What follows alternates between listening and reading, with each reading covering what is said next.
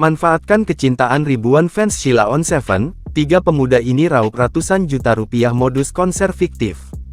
Direktorat Reserse Kriminal Khusus Polda Kalbar mengamankan tiga pemuda asal kota Makassar yang merupakan komplotan pembuat konser Sheila on 7 palsu di kota Pontianak pada bulan Februari tahun 2023 lalu.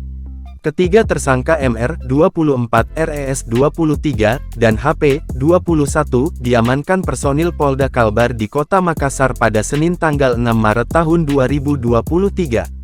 Dengan menawarkan tiket presale Sheila on 7 seharga Rp275.000, ketiganya berhasil meraup ratusan juta dalam beberapa hari penawaran melalui akun media sosial Instagram dengan nama akun @bergembirafest.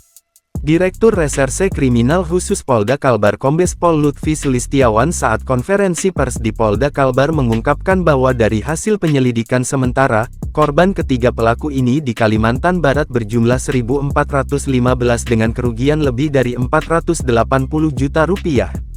Bermodus dengan membuat akun media sosial Instagram, kemudian mereka membuat promo tiket, lalu, mereka menyiapkan Google Form untuk proses pembayaran ke rekening.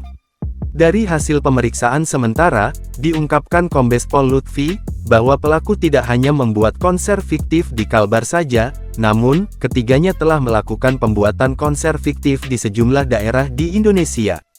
Di antaranya di kota Samarinda dengan nama Bersenandung Festival dengan artis JKT48 yang akan dilaksanakan pada tanggal 20 Februari tahun 2023 dengan harga tiket mencapai 5 juta per orang.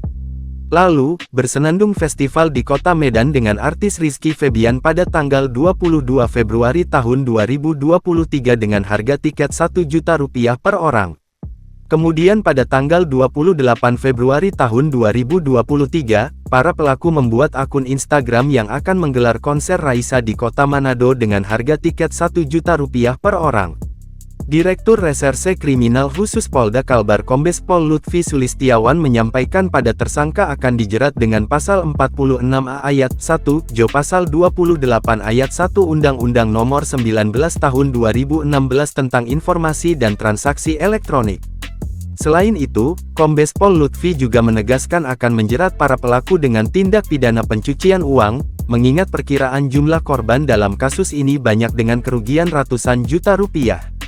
Hingga kini pihaknya masih melakukan pendalaman terkait aliran dana yang didapat para tersangka dari tidak kejahatannya di berbagai wilayah Indonesia tersebut. Dari para tersangka petugas mengamankan sejumlah barang bukti diantaranya bukti transfer para korban, 7 unit handphone, serta 1 rekening yang sudah diblokir oleh pihak bank.